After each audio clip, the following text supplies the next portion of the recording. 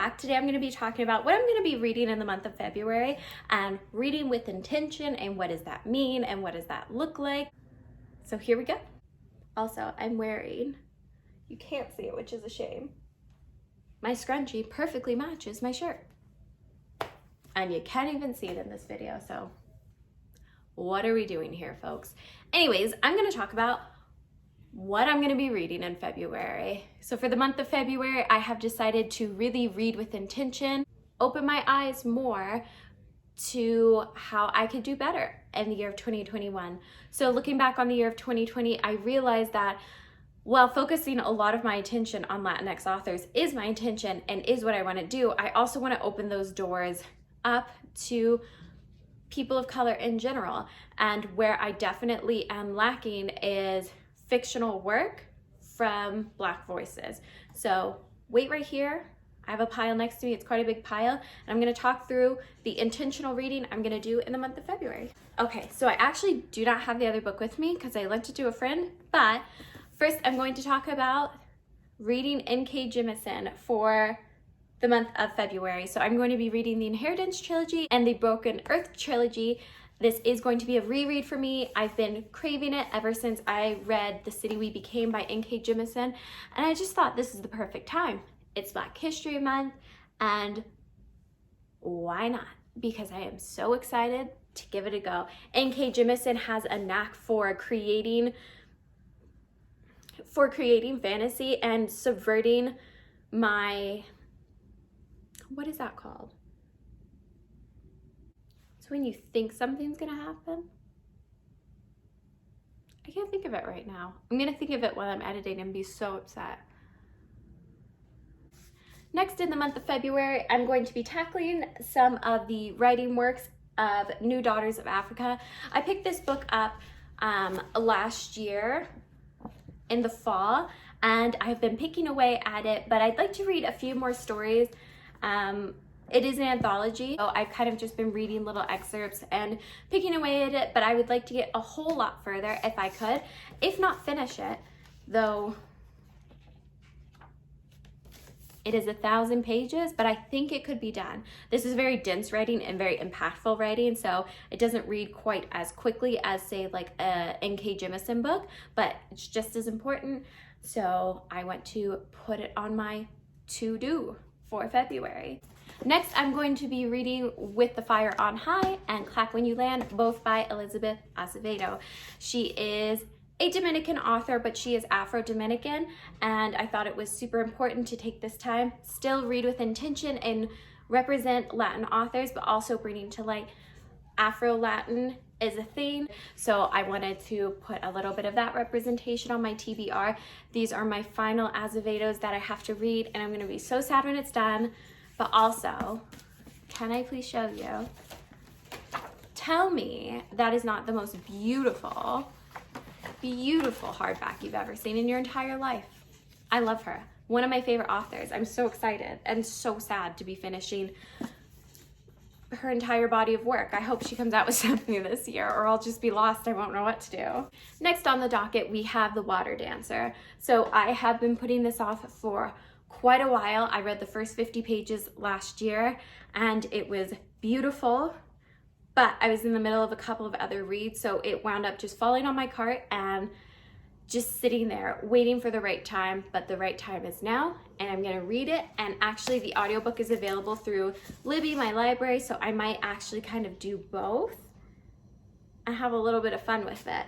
But it looks absolutely gorgeous as a read, and I can't wait to tell you what I think about it. Oh, my book's coming apart. Next, I'm reading Black Sun by Rebecca Roanhorse, and it's coming apart.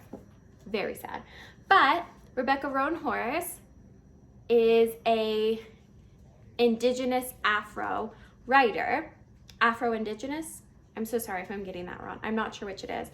But I have read one of her works before, absolutely loved it, so I'm excited to give this one a try. I've heard nothing but great things about it, and I saw it was sort of a staff highlighted pick at my work from a lady whose opinion I highly value and has never steered me wrong yet. I always ask her what she's reading because she always seems to be right on the money with what's kind of up my alley for taste, and I saw she had picked this, so very excited to give this a go. I'm hoping to tackle this a little earlier in the month of February to break up the Jimison for fantasy, so very excited for that. And last but not least, we have A Promised Land by Barack Obama. I don't know where I put the sleeve. I think it's in my nightstand, but I am only 40 pages into this. I'm excited to finish it. It's so interesting thus far, even to just see where like baby Barack, not really baby because he's mostly talking about his young adulthood, but just like young Barack was getting his start and getting his values, and early on sort of the pushback he had already seen. So I'm really excited to finish this. I kind of wish I bought the audiobook too. I have it on my e-reader as well, but I heard he reads it, and I read Michelle Obama's book, just like read it regularly, but afterwards I rented the ebook from the library and she reads it, and it was so good. Especially the chapters that she's talking about her daughters were just so lovely, and her parents. So I kind of wish I got the ebook for this, but it's like too little too late. I'm already diving 2 feet in. So this is going to be one, much like New Daughters of Africa, that I'm going to pick away at throughout the month, but I would like to have this one finished by the end of February. So for that stack of books, that's my intention of what to read. If I pick up any other books that were just laying around, I want it to be from Black authors by Black authors. The only thing I can see maybe dribbling over that won't be from Black authors for Black History Month. I'm currently in the middle of A Discovery of Witches, Pages for Her, and Empire Storms. So I am going to try and finish these today. As I'm filming, it's January 31st, but you might see that on my wrap up for the month of February. But I have every intention of trying to finish them up today so I can dedicate the whole month of February to Black authors. I also want to pick up something maybe like Black Flamingo, because I would like to, I have Afro-Latin, Afro-Indigenous, African-American.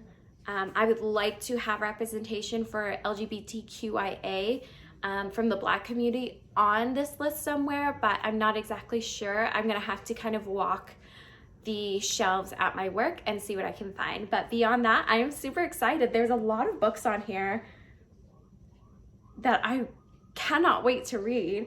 Honestly, number 1 being A Promised Land, obviously. Number 2 being Rebecca Roanhorse's book. But also, like, I'm so excited to reread N.K. Jemisin. I can't even speak to how brilliant of a writer she is. With that being said, I'm going to hop off of here, try to quickly finish these books so it doesn't intercede in Black History Month. And it's a new year, it's a new world, and thank you so much for watching. I hope this made like a little bit of sense. I hope you have a fantastic weekend or weekend whenever I post this, and wherever you are in the world, I hope you're staying safe and staying happy and staying healthy.